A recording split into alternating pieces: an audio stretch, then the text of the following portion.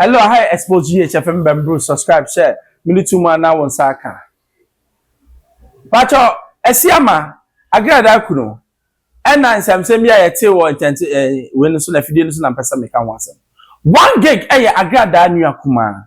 Aye nyina nim first no wa sorry ho na agrada say ne yire aye ya no no se den nsamsem bebre na 1 gig efi ho. Na nsam nyina bae. Ade ane yete no say 1 gig akopamo sabe Asiamah ene afi asori dem afifio afi TV station ho. Asem no ebo 1 gig no so da bi me pacha ade amenye de menka. Yankoni ekutie Asiamah side of the story ba ye beto aso. But me maame a obeka say eye no kore no anytime me kasa ayetintin because me social media na de no wo kasa to me so na de me emfa me ho.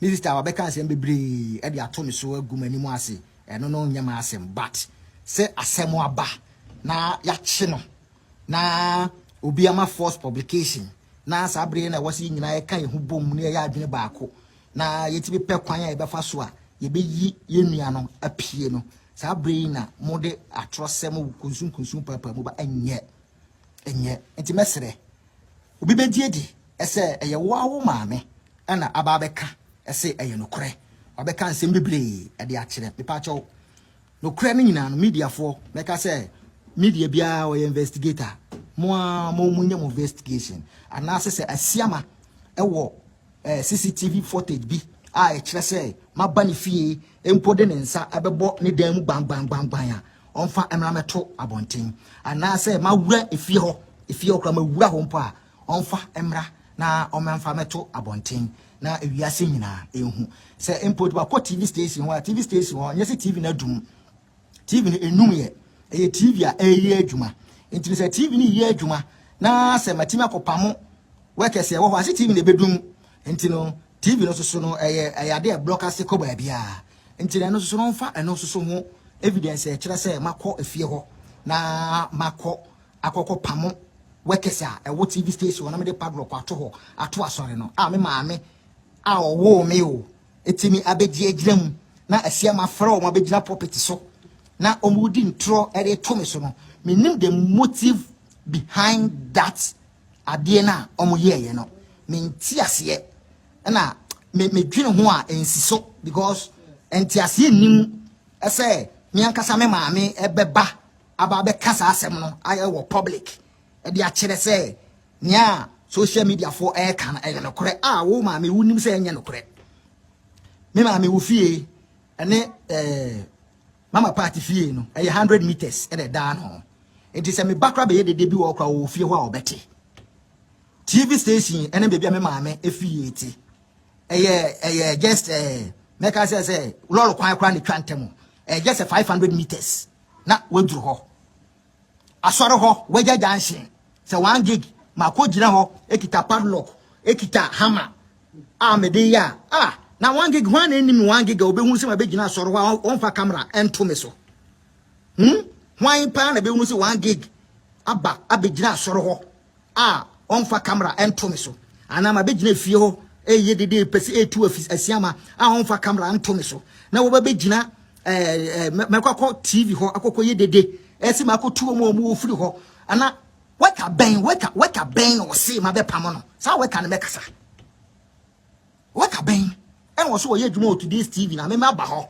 aba be pamo no asori dan no bro so wo obi a waba heaven way a ni gate no China door kakrake da no ye tu door no kwa de so na me ntimi so fa na me de krado no kwa akoto anase key no me yan den ene ma lock no enti mo ba asore no ye de Jesus you see these things you know etre yan ma ye hunu say ade bia na ebesie no se nyame so opa nyema bi ho ntoma e de say ya ana ekọ enti no Twa so to ya because ade a wonye ye so aye na ye jojo ya but 1 gig me pa cho asem na esiye no tie ni yo actually no masanko hu video bi a 1 gig maame ana gada maame ono so efo aso se 1 gig ebe pamo ya friend say Asiamah efi ho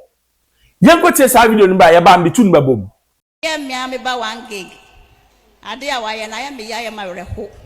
Abusua ne yente sa. Da bi. Mase kwa mi Asiamah. Okita kuma bere ye dan mu. Papa e wonya nipa ya se atoto na se. E wa abusua ne mu kra. Bo wisam ka Asiamah asam no. Kra. God bless you, man of God. Amen. Amen. Papa e ba abusua ne mu no. Sabio enche ye de. Nanso obi a wonya de. Kana sape no ho ni suban. Ene. Nanso sofo. E ba abusua ne mu no. Mahu bema woye. Mahu akoma e dan mu. Amen. Na sabita frache asem na aba. Na asem aba. Asem si ya woda.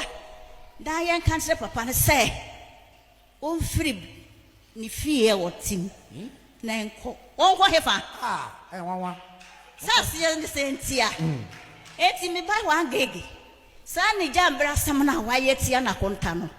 Baby a wo no onye nuhu no onya dwen sakyena na o mepa na konta chewo ise wa ya bone kase hallelujah amen wonu aba na kura no wona ne nka o wawa wonu aba na nka enti ne akwa eba nyina metimi aka kire plane say wo ka ho bi ekwan a wa fa so no wo ka ho kase wo gu akonta ho fi yentimi nya sa abushia ne yente sa Sabi tafrache.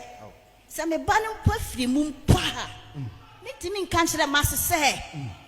Se sa na makọ. Yenya ne sa. Asante ne kwawa mamre no. Yenya ne sa. Masse obetimi atena fi. Aje se bia. Wase we die. Me pese me ware. Na se opeso ware de na otimi nware ntena wo yere efie. Na we de ya sem ena aba. Be men edi akone aba me gina me ni ahode o e ko han me ko tojo nyine bubu papa e wa ya de papa so for nya me sraw pa our father God bless you man of God na akoma bere da mu no awrade shaw den amo ango sranya kase amen entie de obi be ka wate papa me pa o chaw ni ya wate dia babia fa cheme Chemi, why papa? Miss Row, or boy, dear Caho. Minister Mama Pat, on Cahoda, or Beba, Adumanenti, Amen. Amen. Bon, Sam Cassiapa, Papa Mary. Aye, Yase, yes, your dental fee, and soon as Sebacato say, I will be able to Yandinetini. Because Adiano, Nichocho Mucho, and then the mammy, so ye, I saw a mammy. Who tell you? Agrada mame ne stepfather omukọ agrada sorry what I say ena ne mame na owo no san wo 1 gig no ono nkasa ba be catch story say story na yampa say 1 gig epamo no 1 gig nso say onko rafie opo ena sabe why I have another story 1 gig no e ka say ono so call your friend say cells ho prison ho ena agrada kata say watete niam bi onhwe na niam na wate no anye no kre no kata so sister mentime nya saa etisi a obi ogire chani bisa se hwan na eka no kre aso yanje 1 gig de ndi se onko ho anane maame no ye sabe church mother na osan ye 1 gig maame no ode story ni bom se ampa 1 gig akopam Asiamah no ono ne yanje ni di ana obi so beka se bia na maame no so akwate bride nti se mo ka nyina eye what intwato so whichever way we will dig and find out the real truth. But last Sunday, Asiamah, brave man, oh preacher here. Now according to conformity and preaching, I'm say he's a better preacher than Agrada Yengo Timra. And then you small odi for so uncle can say Hezekiah. So obewu. Enti wonye ne nanse. Wonye ne we. Odifo wo kronim wo hyekom mani papopo wo kase ane wo soma odifo no onyame sunsum ba ne so ko Hezekiah nim say Hezekiah awurade se men kasa nkire wo say etina se na ubewu ba Bible say ehira kawurate na Hezekiah wa ano aye de bompaye na okuta ni gidie muti wo ko ni kotodo anim wo se awurade eti won kai me se me na mesi asode dan esi heavyweight champion we were just junction. Already, it won't carry a dumb, a nipper Mackensampa. I tell a woman, I'm over years to see this so I don't want to already, it won't carry me. Some Martina TV show.